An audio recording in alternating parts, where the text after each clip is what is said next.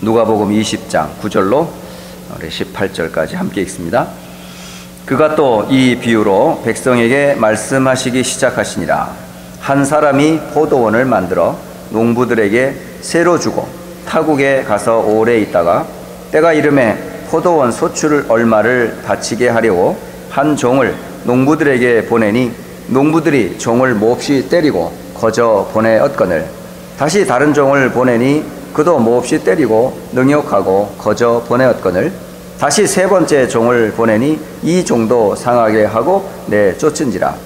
포도원 주인이 이르되 어찌할까? 내 사랑하는 아들을 보내리니 그들이 혹 그는 존대하리라 하였더니 농부들이 그를 보고 서로 의논하여 이르되 이는 상속자니 죽이고 그 유산을 우리의 것으로 만들자 하고 포도원 밖에 내쫓아 죽였느니라. 그런즉 포도원 주인이 이 사람들을 어떻게 하겠느냐?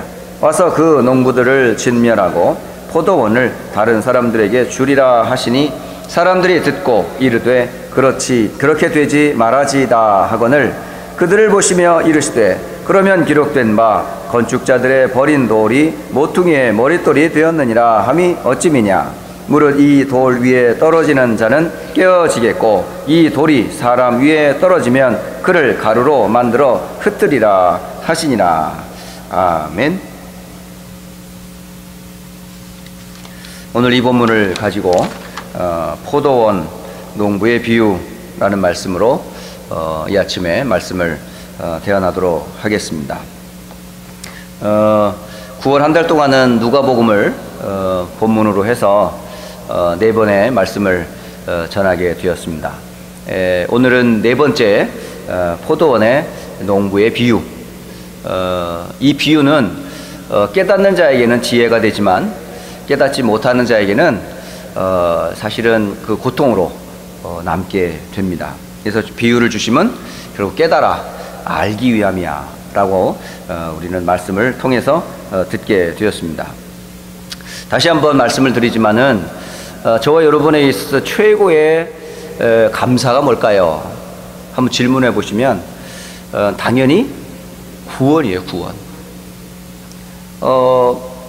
저 역시나 또 여러분에게 있어서 인생에 있어서 최고의 행복한 순간이 언제였었어요? 결혼할 때였었습니까? 아니면 첫 아이를 낳았을 때였을까요? 아니면 회사에서 큰 보너스를 받아서 정해진 수입 이외에 다른 수입을 혹시 받게 되었을 때였었습니까? 근데 그건 다 지나면 잊어버려요. 또 잊어도 그게 크게 뒤돌아보면 크게 그렇게 가치가 있질 않아요. 그러나 진짜 우리가 평생 붙잡고 평생 감사할 게 하나 있는데 그게 바로 뭐냐면 하나님을 만난 거예요. 하나님을 만난 그 감격, 그리고 하나님을 만나는 구원의 길이 되시는 그리스도가 예수 되심을 알았을 때의 그 감격, 그리고 그분은 변함없이 어제도 오늘도 영원토록 함께 하셔서 우리와 함께 인도하셨던 그 하나님의 은혜를 우리는 결코 잊을 수가 없어요. 그래서 우리에게 최고의 감사가 뭐예요? 구원에 대한 감사. 그래서 지난 한 주간 동안에 구원받은 성도들이 항상 무엇을 붙잡고 기도할 거냐, 그 말씀을 드렸어요. 우리에게 최고의 이름이 뭐예요? 그리스도. 그리스도 이름으로 하나님 만났고, 그리스도 이름으로 죄 용서 받았고, 그리스도 이름으로 하나님이 원하시는 세계복음화의 전도 선교의 대열에 선 것. 그분이 우리와 지금 누구와 함께 하셔요? 언제까지? 세상 끝날까지 우리와 함께 하세요. 그분은 변함이 없으세요. 우리는 변할지라도, 혹 은과 금은 변할지라도 하나님은 절대 변하지 않으세요. 예. 그러니까 우리가 믿음에 흔들림이 없어요. 왜? 하나님은 변하지 않으시거든요. 변하는 건 누가 변해요? 내가 변해요. 변하는 누가 변해요? 사람이 변해요. 변하는 건 누가? 세상이 변해요. 근데 변하지 않는 분이 한 분이 계세요. 하나님이세요. 하나님이 변하지 않는 영원한 그 증거를 주셨는데 그게 뭐라고요? 말씀이에요. 말씀. 말씀을 통해 우리에게 뭐냐면 그 사랑을 계속 베풀어 주시거든요. 그래서 우리가 붙잡아야 될 최고의 기도가 그리스도, 하나님의 나라, 성령의 충만함. 이걸 초대교회 마가이 다락방 교회는 항상 붙잡고 이걸 기도했거든요. 그렇다면 오늘 이 아침에 지난주 주신 말씀처럼 여러분에게 항상 뭐가 언약이 되어야 돼요? 예수는 그리스도. 여러분이 짧은 고백이지만은 여러분의 거기에 마음을 담고 여러분의 마지막 때에 믿음 있는 자, 믿음을 보겠느냐 할 때 하나님 원하는 믿음이 다른 게 아니에요. 아, 예수님이 그리스도이심을 믿는 그 믿음을 기뻐하세요. 네. 그 고백 위에 반석 위에 교회를 세우셨거든요. 오늘은 그 주제가 뭐냐면 오늘 교회에 대해서 조금 제가 말씀을 전하려고 합니다. 이 포도원 농부의 비유는 다른 비유가 아니고요, 교회에 관한 비유예요. 특히 교회 안에 세움받은 목회자들, 교회 안에 세움받은 중직자들, 교회 안에 세움받은 사역자들, 교회 안에 세움받은 교사들에게 주시는 메시지입니다. 이거. 오늘 이 메시지를 여러분이 성령께서 나에게 또 우리 휴선이라는 안디옥 교회에 주시는 하나님의 음성으로 여러분이 받고요, 이 언약 가지고 정말 나는 어떤 농부인지, 나는 어떤 교회 속에서 헌신을 할 건지, 여러분이 어떤 은혜 속에서 우리 후대들을 키울 것인지, 오늘 그 말씀을 여러분 귀를 열어서 하나님의 은혜를 꼭 붙잡기를, 받기를 주 예수의 이름으로 축복합니다. 오늘 성경 본문을 가만히 보면요, 그 예수님이 지금 거하는 곳이 어디죠? 지금 이제 예수님의 사역이 지금 초기도 아니고요, 이 중기도 아니에요. 지금 이제 십자가를 지시기 얼마 앞둔 마지막 사역의 기간에 일어났던 일이에요. 그러니까 예수님의 말기 사역에서 일어났던 그 일이 어디서 벌어졌냐면 다른 이방 민족에서 일어난 게 아니고 다른 타지에서 생긴 일이 아니라 어디에서 벌어졌냐면 성전 안에서 벌어진 그 일들이 계속 이게 연장되어서 결국은 이 교회의 지도자들에 의해서 결국은 처형을 받게 되는 그런 참 아이러니한 모습이 오늘 본문의 배경이 됩니다. 예수님을 비난하는 자들이 누가 있었죠? 예수님이 누굽니까? 예수님은 지금 우리가 이 본문을 듣는 우리는 예수님은 그리스도다, 하나님이시다, 그리고 하나님의 아들이시다, 이 고백을 늘 들어서 알아요. 그런데 그 예수님이 직접 사역했을 그때 당시에는 그 예수님을 어떻게 알았어요? 정말 하나님으로 알았을까요?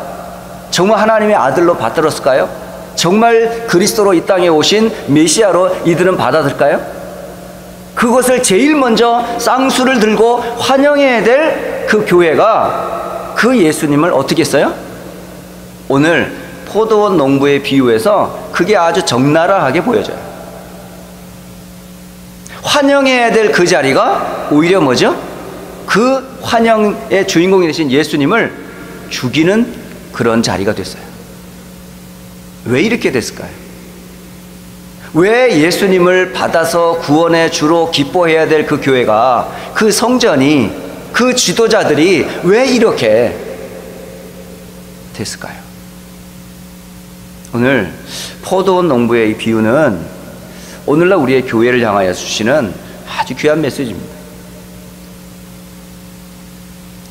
예수님이 주로 사역했던 것 중에 물론 유대의 사역이었지만은 예수님이 가장 사역의 중심지가 어디였냐면 성전이어서 성전. 바로 예루살렘 성전이었거든요. 오늘 성경 본문에 20절을 보시면 20장 1절에 이런 말씀을 기록하시죠. 하루는 예수께서 성전에서 백성을 가르치시며 복음을 전하셨다, 이렇게 기록이 됐어요. 그러니까 예수님이 여기 하루라고 하는 게 단 하루만을 말한 게 아니에요. 그 윗장을 보게 되면 47절, 19장 47절 한번 보세요. 19장 47절에 보면 이렇게 기록이 되어 있죠. 예수께서 날마다 성전에서 가르치셨다, 이렇게 말해요. 그러니까 예수님이 날마다 어디에 가셨어요? 성전에 가셔서 뭘 가르쳤다고요? 오늘 20장 1절에 복음을 가르쳤다, 이렇게 돼 있어요. 그러니까 예수님이 복음을 교회에게 계속 가르쳐 주신 거예요. 그런데 그 복음을 듣고 복음을 전하는 예수님을 만난 사람들이 귀를 기어 그 말씀을 듣는 사람도 있었지만은 그 교회에 세움받은 바리새인들, 백성의 제사장들, 그리고 서기관들, 이 사람들은 어떤 반응을 보였는지 아세요? 48절에 보시면 47절과 48절 후반을 봅니다. 대제사장들과 서기관들과 백성의 지도자들이 그를 어떻게 하라고요? 죽이려고 꾀한다고 그래요. 그러니까 성전에서 복음을 전하시는 예수님을 어떻게 한다고요? 죽일 계획을 세우고 있어요, 이 사람들이.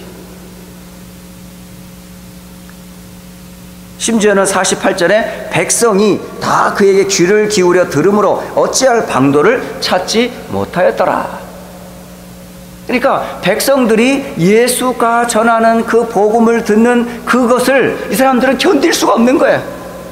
그래서 어떻게 하든지 죽일 계획을, 악한 꾀를 지금 찾고 있는 중이에요. 그래서 오늘 성경 본문의 20장이 누가복음 20장을 보고 26절까지 이게 쭉 보시면요, 어떻게 하든지 예수님을 책 잡으려고 하는 꾀를 계속 질문으로 어떻게 하든 책 잡으려고 그러고, 그리고 어떻게 하든지 올무에 걸리게 만들고, 어떻게 하든지 저 예수를 저를 처단시키려고 몸부림을 치는 그 꾀계가 누가 쓰는지 아세요?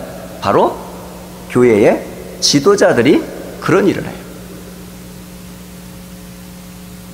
심지어는 예수님이 성전에 가르치기 이전에 성전을 맡았던 이 사람들이 교회를 어떻게 만들어 놨어요? 19장 45절에 이렇게 말씀하시죠. 성전에 들어가사 장사하는 자들을 내쫓으시며 그들에게 이르시되 내 집은 기도하는 집이 되리라 하였거늘 너희는 강도의 소굴을 만들어 버렸도다. 이렇게 되어 있습니다. 지금 제사장들과 서기관들과 백성의 장로들이 이 교회를 뭘로 만들어 버렸어요? 하나님께 예배하는 자리로 만들어 놓은 게 아니고 예수님이 오시기 이전에 무엇으로 만들어 놨냐면 만민이 기도하는 집으로 만들어 놓은 게 아니에요. 장사하는 집으로. 바로 사단의 강도의 소굴로 만들어 놨다고 그래요. 그래서 예수님이 마태복음 21장에 보면 예수님이 채찍을 들어서 어떻게 하셨어요? 매매하는 사람들과 돈 바꾸는 사람들과 그리고 비둘기를 주고 팔고 성전의 재물들을 주고 파는 그 모든 동물들을 어떻게 했어요? 다 채찍으로 다 내쫓아 버렸어요. 상을 뒤엎고.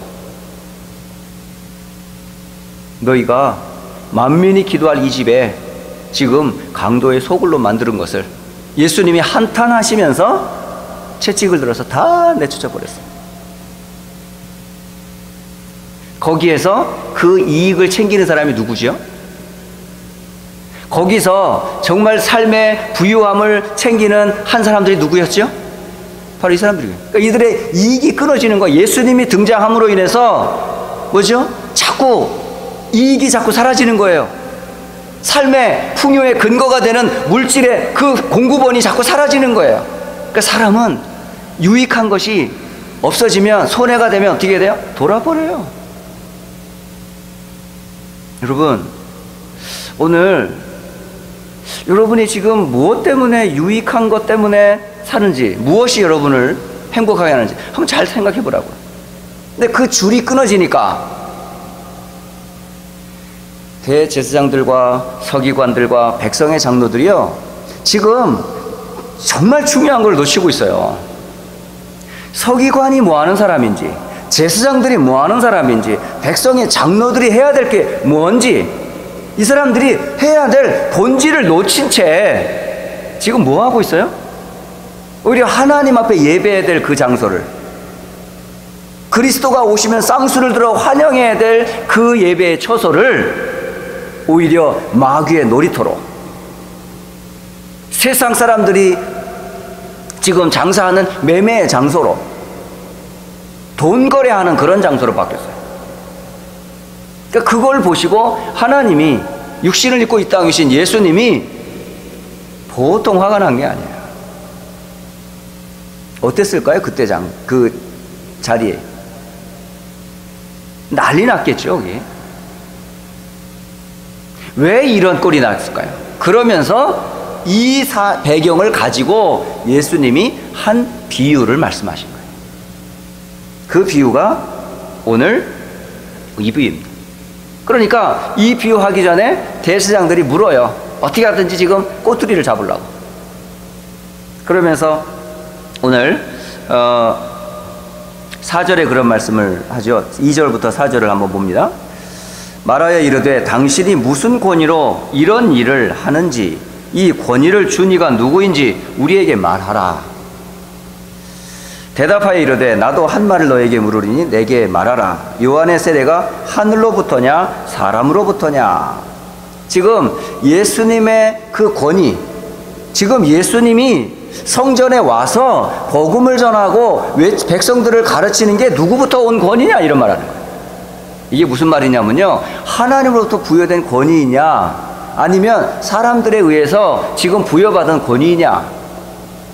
그런데 그 권위를 누구한테 받아서 지금 성전에서 이 복음을 전하느냐라는 거예요. 바로 그 권위를 우리가 주는데 네가 왜 이 성전에 와서 외치냐는 거예요. 그러니까 하나님의 권위를 자신의 권위로 빼앗아 자신들이 세운 사람, 자신들이 말하고자 하는 것들을 말해야 되는데 지금 자신들이 뜻하는 바를 말하고 있질 않아요.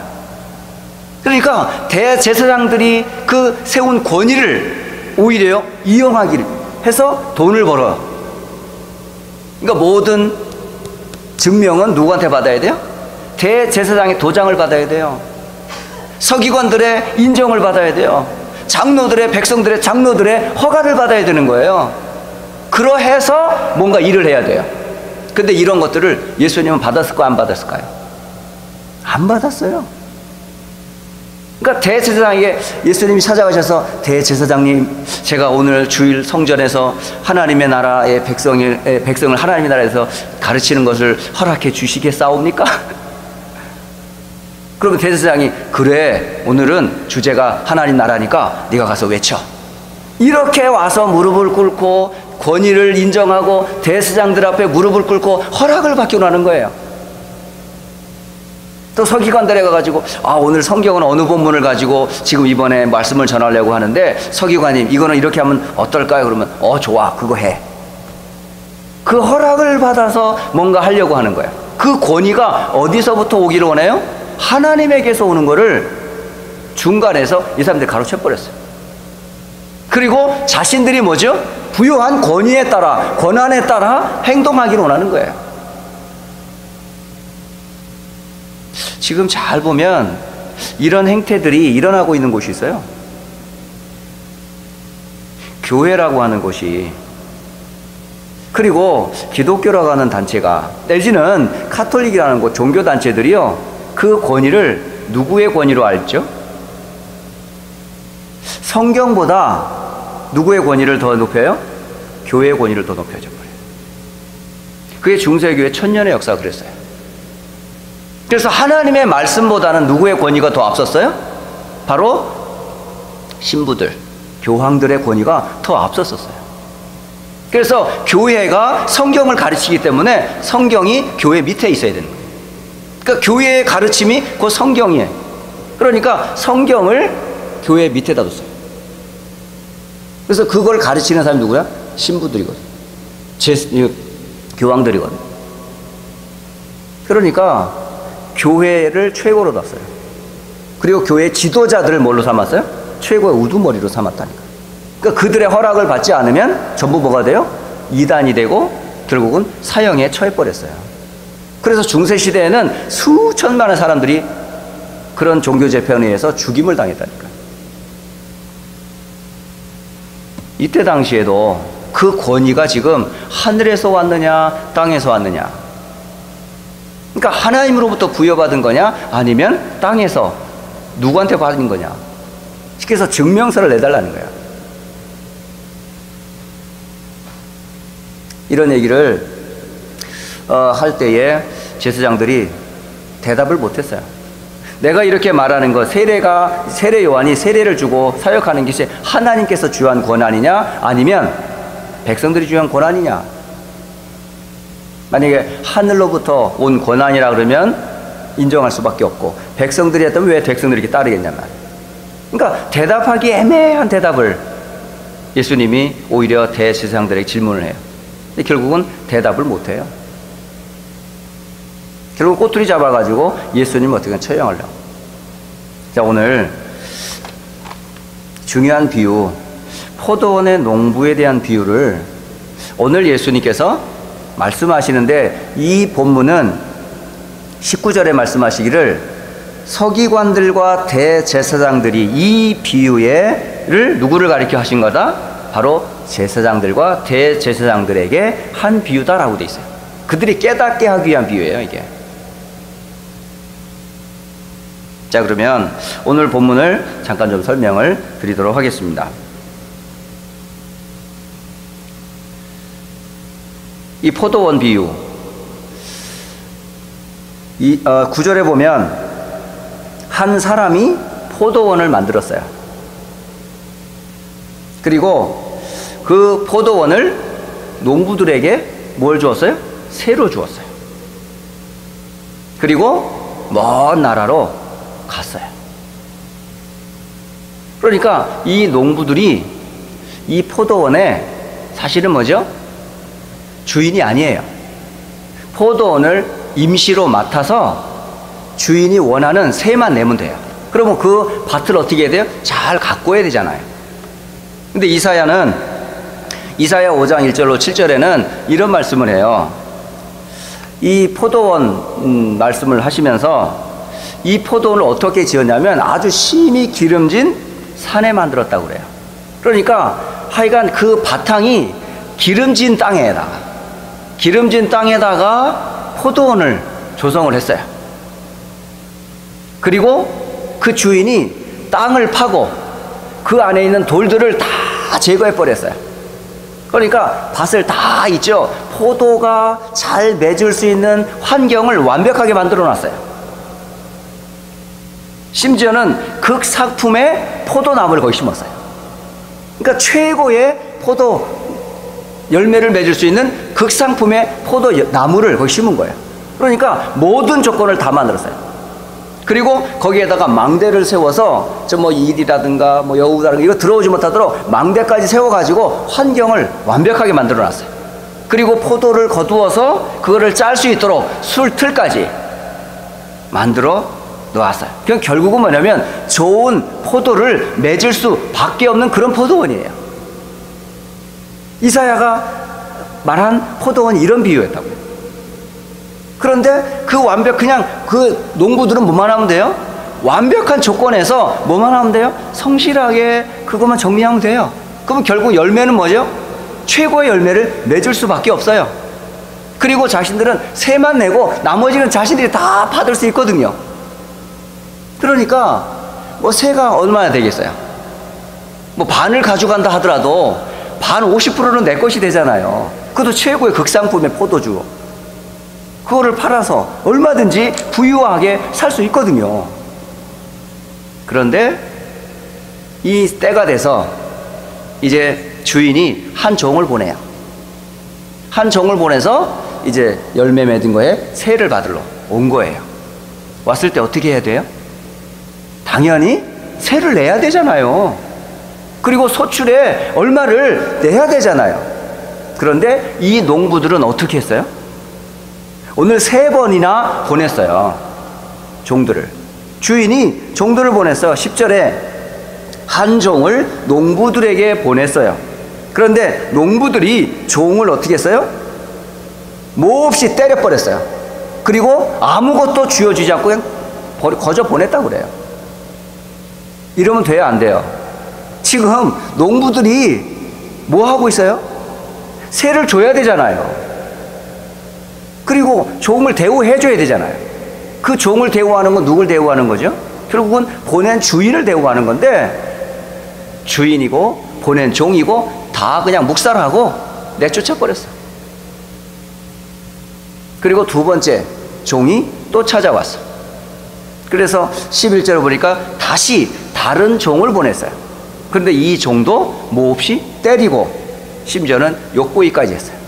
능욕하여 다시 거저 보냈어요. 아무것도 쥐어주지 않고 그냥 욕보이고 그냥 능욕해버려가지고요, 다시 돌려보낸 거예요. 두 번째 종도 아무런 결과를 주인에게 갖다 줄 수가 없었어요. 또 세 번째 또 종을 또 보냈어요. 이 종도 어떻게 했어요? 두들겨 맞고 돌아왔어요. 그러니까 세 번의 종들이 하나같이 세를 받으러 왔다가 세를 받기는커녕 완전히 두들겨 맞고 몸이 상해서 온 거예요. 그러자 이 포도원의 주인이 생각을 했어요.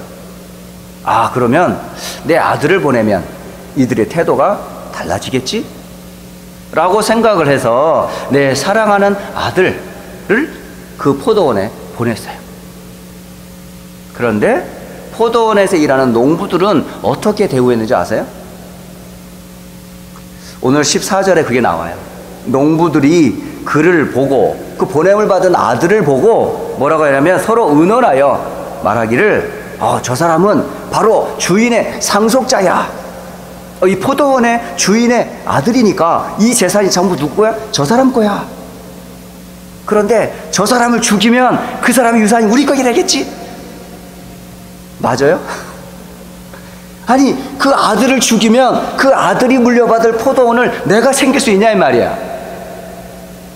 여러분, 그럴 수 있습니까 지금? 아니, 그 사람들은 포도원의 농부예요. 뭐만 하면 돼요?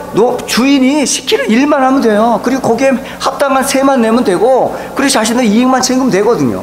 근데 그 주장을 할 수 있어요 없어요? 권리 행사를 할 수 있어요 없어요? 그 땅을 내 거 소유주로 바꿀 수 있어요 없어요? 아니, 이 사람들이 어떻게 이렇게 하죠? 될 수 없는 일을 하고 있어요 지금. 포도원의 주인의 행세를 하고 있는 거예요 지금. 어떻게 했어요? 그 포도원 주인의 아들을, 오늘 16절에는 그렇게, 15절에 이렇게 말해요. 포도원 밖에 내쫓았을 뿐만 아니라 죽여버렸어요. 이런 악한 짓을 누가 했어요? 포도원의 농부들이 했어요. 이 소식을 들은 주인은 어떻게 할까요? 어떻게 할 것 같아요? 당장 가서 있죠? 포도원의 농부들을 다 그죠? 죽여버리든지 다른 사람으로 대체할 수 있거든요. 이 말을 여러분 잘 들으시고, 이 뭘 얘기하는 걸까요 지금? 교회에 세움받은 지도자들 얘기하는 거예요. 세움받은 목회자를 향해 주시는 메시지예요. 목회자나 교회에 지금 중요한 역할을 맡고 있는 중직자들이 있어요. 그리고 사역자들이 있어요. 이 사람들이 누구지요 지금? 우리가 포도원 주인의 그 주인이 의도한 대로 이 포도원을 가꾸고 있냐 이 말이에요.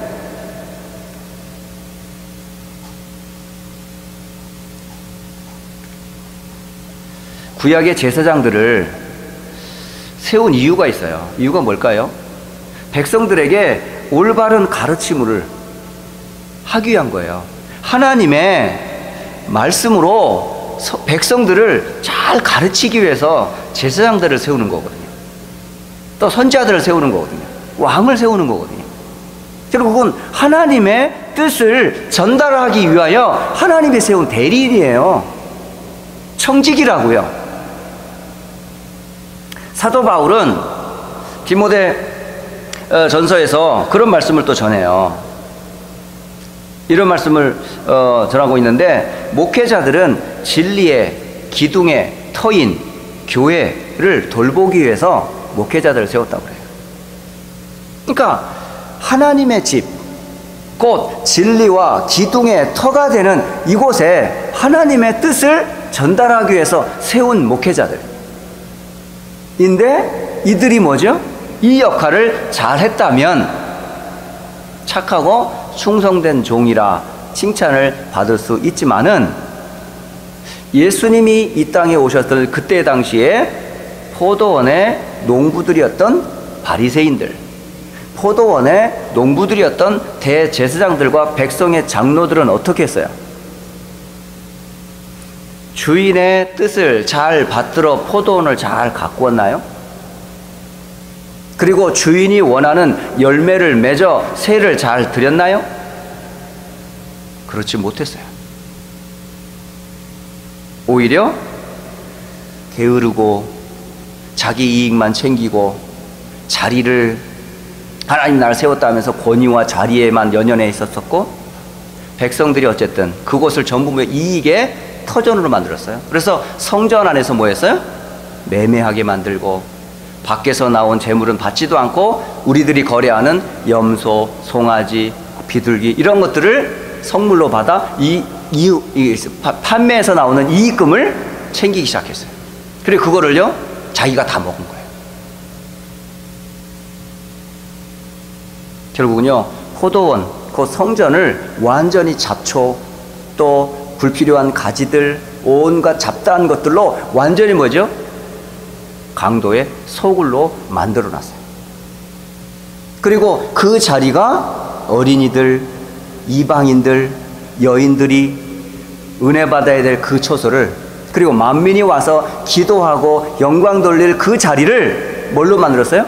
다 비우고 거기에다가요 장사하는 터로 만들어 버린 거예요. 그러니까 주인이 이 포도원에 향한 그 계획과 뜻을 이 사람들이 다 망각하고 본질은 다 잃어버리고 뭐예요? 물질적이고 육신적이고 이기적이고 더 나아가서는 사단적인 그런 것들이 교회 안에 가득했다 이 말이에요.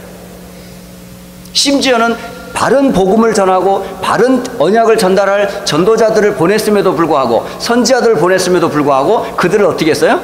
말을 듣지 않고 오히려 네가 이렇게 가르치는 게 누구의 권위냐면서 오히려 하나님이 세운 그 권위보다는 우리의 권위를 더 앞세워 자리 다툼, 밥그릇 다툼, 이런 권위 다툼에 사람들이요 완전히 주객이 전도돼 버렸어요. 오늘 여러분 이 말씀을 들으면서 저는 그 생각했어요. 휴스턴 안디옥이라는 교회를 포도원이라고 생각했을 때 안디옥의 포도원을 누가 만드셨냐? 하나님이 만드신 이 포도원에 우리는 누구지요? 저는 누굽니까 지금? 여러분 장로님들, 권사님들, 집사님들, 그리고 교사들, 우리 성도들은 다 누구지요? 이 포도원의 주인이 계세요. 그 주인이 누구예요? 하나님이세요. 그 포도원의 사실은 발판을 이룬 배경이 누구지요? 바로 포도원의 발판이 되고 그 배경이 되는 분은 한 분이에요. 그리스도의 터 위에 세워졌다니까요. 그러니까 종도 그리스도의 터 위에, 모든 중직자들도 그리스도의 터 위에, 그리고 모든 성도들과 교사들도 그리스도의 터 위에 세워진 사람들인데, 우리가 그래서 교회에 우리 농부된 우리 많은 중직자들, 또 목회자인 저 자신을 포함해서 어찌 해야 되는 거죠? 이거 하나님이 열매 맺기를 원하시는 것, 하나님이 원하시는 그것을 우리가 해야 되는 그런 농부여야 되잖아요. 그런 청직이어야 되잖아요. 그런데 오히려 우리가 우리의 권위를 내세우고 하나님의 뜻보다는 내 권위, 내 생각, 내 기준을 가지고 교회를 막 좌지우지 해버린다면 이게 하나님 원하는 포도원이냐 이 말이에요. 하나님 원하는 교회이겠느냐 이 말이죠. 결국은 포도원의 주인 되신 하나님이 그 농부들을, 맡겨진 중직자와 많은 재직자들을 어떻게 하시겠죠? 하나님께서 진노하시면 아무도 피할 수가 없어요. 산산이 부서진다는 거예요. 결론적으로 정말 하나님이 기뻐하시는 교회, 어떤 교회이기를 원하세요? 여러분이 몸을 담고 있는 이 포도원 된 이 교회가 어떤 포도원이 되기를 원하세요? 그리고 나는 이 포도원에서 어떤 역할을 하기를 원하세요? 저 역시 이 포도원 농부의 비유를 준비하면서 나는 과연 오늘 비유에 나와 있는 이런 사람들처럼 악한, 게으른 바리새인처럼 자기 이익을 챙기고 유익을 찾는 그런 종 아닌가? 자기 자신을 뒤돌아보는, 나를 한번 점검해보는 그런 메시지로 일단 여러분을 전하기 전에 제가 한번 그 말씀 앞에 제가 서봤고요. 또한 휴스턴이라는 이 안디옥 교회가 과연 하나님이 세운 교회가 맞다면 하나님은 이 교회를 향하여 세운 중직자, 세운 재직자들, 세운 교사들, 하나님 백성들을 향해서 하나님은 어떤 뜻을 가지고 이 교회를 세우냐 이 말이에요. 어떤 교회가 되기를 원하세요? 저는 다시 한번 그래서 교회의 모델 되는 새 교회를 다시 한번 기준으로 삼게 됐어요. 어떤 교회죠? 그리스도, 하나님의 나라, 오직 성령의 약속을 잡고 모여졌던 그 성도들의 공동체가 있었죠. 그게 바로 뭐예요? 초대교회 마가의 다락방의 교회였었어요. 바로 휴스턴 안디옥 교회의 첫 번째 모델이 바로 뭐냐면 마가의 다락방 교회와 같은 그런 교회가 되었으면 좋겠다. 그래서 온 성도들이 예수는 그리스도 이걸로 통하는 거야. 초대교회 성도들은 익투스라고 하는 물고기 한 마리 가지고 서로 통했던 것처럼 예수는 그리스도, 나의 주가 되시고 너의 주가 되시고 우리는 그리스도 안에서 한 형제고 한 자매고 하나님의 가족인 사실을 함께 고백하면서 우리가 이루어야 될 하나님의 나라와 오직 성령, 이걸 가지고 서로 마음이 통하고 방향이 통하고 인생의 포럼이 통하는 그런 교회. 이들은 뭐 했습니까? 이것 가지고 약속한 바 성령을 충만을 받아 전도와 선교에 쓰임받았던 모델적인 교회가 어디였었어요? 그게 초대교회 마가의 다락방 교회였거든요. 바로 휴스턴의 안디옥 교회가 바로 그런 교회가 되었으면 좋겠다. 그런 포도원이 됐으면 좋겠다. 두 번째 교회는 스데반의 순교로 세워진 교회가 있어요. 그게 사도행전 11장에 보면 안디옥 교회입니다. 안디옥 교회.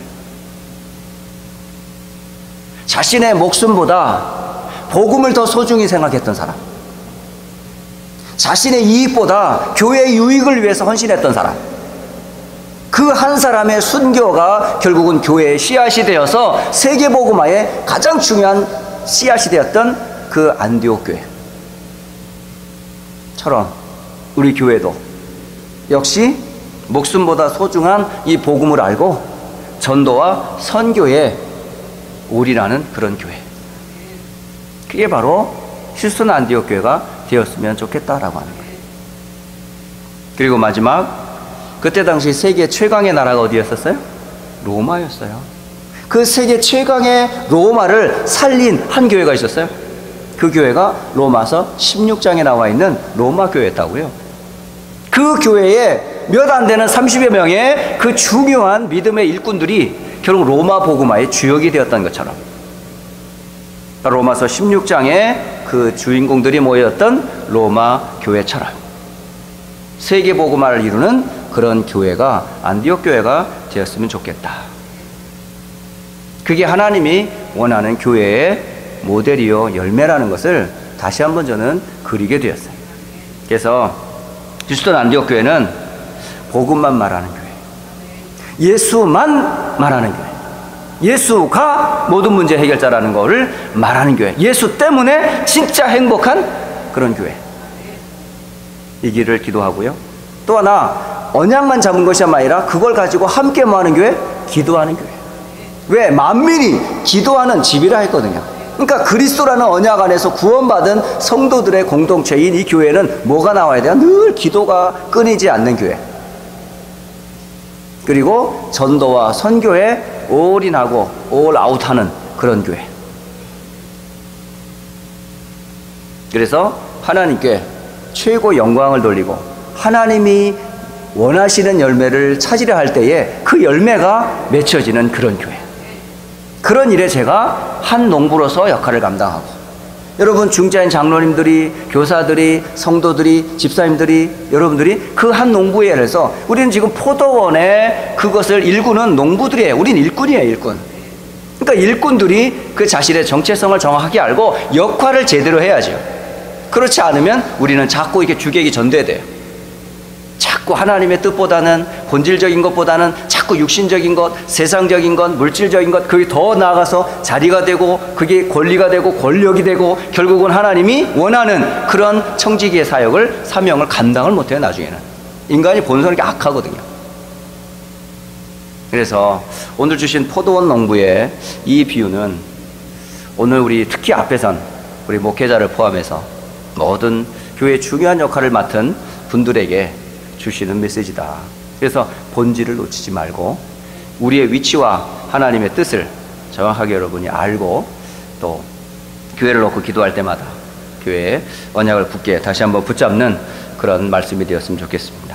제가 기도하고 마치겠습니다. 이제는 우리 주 예수 그리스도의 은혜와 하나님 아버지의 사랑하심과 성령의 역사하심이, 하나님이 원하시는 교회, 또 하나님이 세운 교회의 청지기로 세움받은 목회자, 중직자, 성도, 교사, 렘넌트가 되기를 소원하는 모든 주의 백성들 머리 위에 이제로부터 영원토록 함께 계실지어다.